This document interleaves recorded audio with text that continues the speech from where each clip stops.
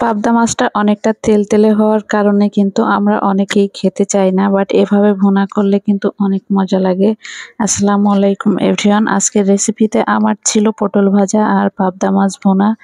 তো পাবদা মাছ ভুনা করার জন্য প্রথমেই আমি ফ্রাই প্যানে একটু তেল দিয়ে দিলাম। তো প্রথমেই ভেবেছিলাম একটু ভেজে রান্না করব।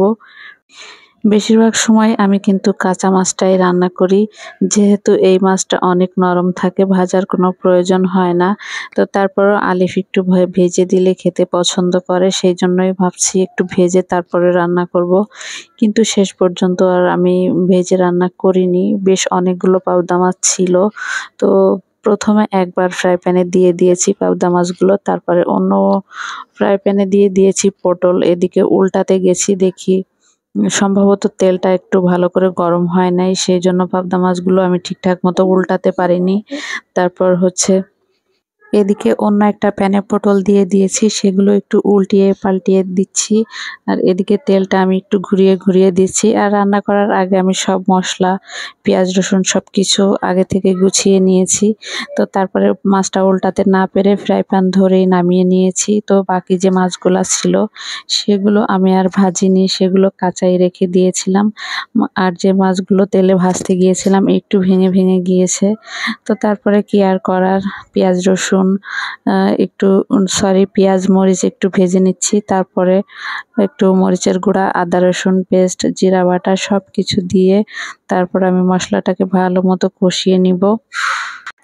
লালটা দেখে কিন্তু মরিচের বাটা মনে হলো, এটা কিন্তু গুঁড়া মরিচই। আমি একটু পানি দিয়ে ভিজিয়ে রাখি, তো তারপরে যখন তরকারি রান্না করি সেই তরকারিতে সেটা ব্যবহার করি। যাই হোক, মশলাটা আমার কষানো হয়ে গিয়েছে, এখন আমি পানি দিয়ে দিচ্ছি। পানিটা একটু ফুটে উঠলে তারপরে আমি মাছগুলো দিয়ে দিলাম, যে মাছগুলো ভেঙে গিয়েছিল এই সাইডে। আর এই মাছগুলো আমি কাঁচাই দিয়ে দিয়েছি, লবণ হলুদ মাখিয়ে রেখেছিলাম আগে থেকেই। এখন একটু আলতো হাতে নেড়ে চেড়ে নিব, যেহেতু ওই মাছগুলো আগে থেকেই ভেঙে গিয়েছিল। তো তারপরেও কিছু করার নাই। আর এই পাশের যে মাছগুলো কাঁচা ছিল এগুলো সুন্দর মতোই আছে, ভাঙে নাই। এখন আমি ঢাকনা দিয়ে একটু ঢেকে দিয়েছি সিদ্ধ হওয়ার জন্য। যেহেতু পাবদা মাছ অনেকটা নরম থাকে, সিদ্ধ হতে খুব বেশি সময় লাগে না। অন্যদিকে পটল ভাজির এক সাইডও হয়ে গিয়েছে, সেগুলো উঠিয়ে নিচ্ছি। মাঝে মাঝে কিন্তু ঝোল তরকারি খেতে একদমই ভালো লাগে না, তখন এভাবে একটু ভুনা ভাজি এই টাইপের খাবারগুলো খেতে ভালো লাগে। তো পটলও আমি বেশ কিছু দিয়ে তারপরে এখন আরো কিছু পটল ভেজে নিচ্ছি। মরিচ পেঁয়াজ আগে থেকেই কাটা ছিল, পাবদা মাছটা হয়েই গেছে প্রায়। এখন একটু উল্টায় দিব সবগুলো। উল্টাতে গিয়ে আমার মনে হচ্ছে একদম ভেঙে ভেঙে আসতেছিল। তো যেহেতু অনেকগুলা মাছ ছিল, সো উল্টাতেও একটু ঝামেলা পোহাতে হচ্ছিল। এই জন্য আমি একটু হাত দিয়ে ফ্রাই প্যানটা একটু ঘুরিয়ে ঘুরিয়ে দিচ্ছিলাম। তো ফাইনালি আমার পাবদা মাছের ঝোল না ঠিক, এটা ভুনা রান্নাটা হয়ে গিয়েছে। এখন এটাকে আমি নামিয়ে নিব, অথবা চুলাটা বন্ধ করে দিব।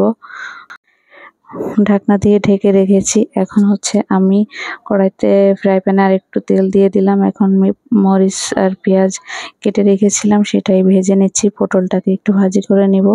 পটল যেহেতু সবগুলো ভাজা হয়ে গেছে, এখন হচ্ছে পেঁয়াজ আর মরিচের বেরেস্তা দিয়ে তারপরে এভাবে ভেজে নিব। আর এভাবে ভাজি করলে কিন্তু খেতে অনেক মজা লাগে। অনেকে দেখি এমনিই পটল ভাজি করে খায়, তবে আমার কাছে এভাবেই অনেক ভালো লাগে।